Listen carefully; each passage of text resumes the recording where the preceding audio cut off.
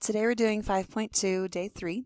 Good news, we are skipping number 7 and 8. So go to the next page where it says perform the indicated operation, add and subtract with rational exponents. We're going to do these 4 examples. Basically, this is a version of combining like terms. We just have to make sure that either the rational exponent pieces or the radicals are the same before we can combine them. Number 1 and number 2 are actually the easiest. Both of these two terms have 4 raised to the 3/4. So I like to think of these, and I'll even try to highlight them in a circular fashion, as chocolate chip cookies. So here we have 5 chocolate chip cookies, and here we have 3 chocolate chip cookies, and we are doing 5 cookies minus 3 cookies. So basically, like with your finger, just kind of cover up the parentheses. You got 5 minus 3. What is 5 minus 3? It's 2. And what are we adding together? The chocolate chip cookies. So your answer is 2 times 4 raised to the 3/4. Try number 2 on your own. Pause the video. Try it on your own. Okay. You've got 6 snickerdoodle cookies and 4 snickerdoodle cookies. As long as 3 to the 2/3 matches 3 to the 2/3, you can simply add the numbers in front. 6 plus 4 is 10. So we have 10 snickerdoodle cookies. Number 3 and number 4. In order to add radicals together or subtract radicals, the index and the radicand must be the same for each. Remember, the index is the number that's tucked in the check marky part. So in both of these examples, the index is the same. The radicand is the number underneath the radical. And 81 and 3 are not the same number. So if you don't have your perfects chart out right now, you need to get it out. Yesterday, we learned how to take something like the 3rd root of 81 and simplify it. So we're going to say, hang on to that, and we need to focus on the 3rd root of 81. So I need to split up the 3rd root of 81. So looking in my thirds column on the perfects chart, I look for numbers that are smaller than 81. The first number smaller than 81 is 64. So I try 81 divided by 64. That gives me a decimal. Then I try 81 divided by 27, and that works.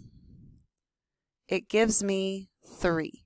So the 3rd root of 81 splits into 3rd root of 27 times the 3rd root of 3.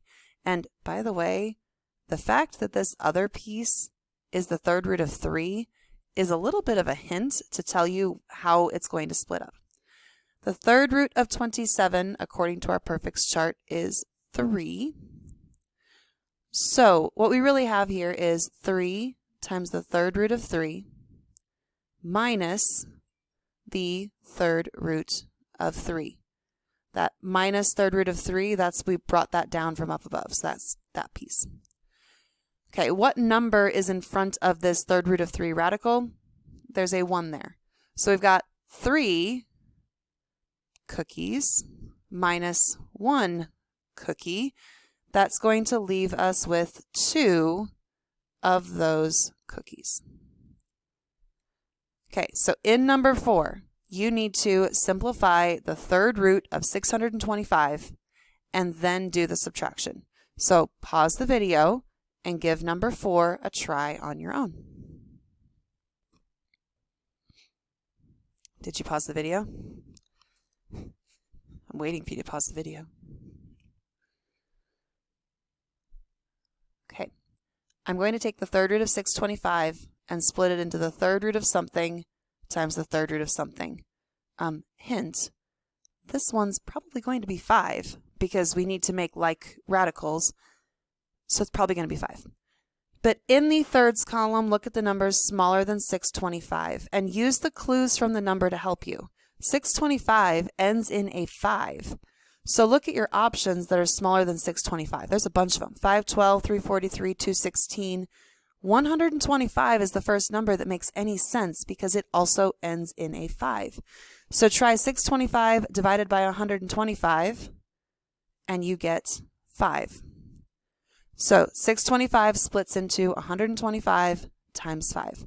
The third root of 125 is 5. So this first term, I'm going to highlight this in green.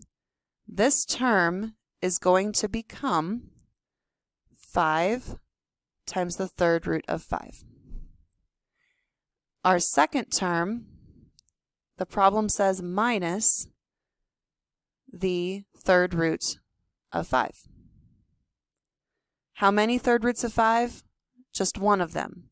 It's kind of like if you have a naked x, there's always a 1 in front of an x. So there's a 1 in front of this third root of 5. So really what's going on here is we have 5 minus 1. And 5 minus 1 is 4 third roots of 5. Our answer is 4 times the third root of 5. Your assignment is on Big Ideas. It's 5.2 part 3. And I will make it the smallest number of problems that I possibly can. Good luck, and let me know if you need any help with anything.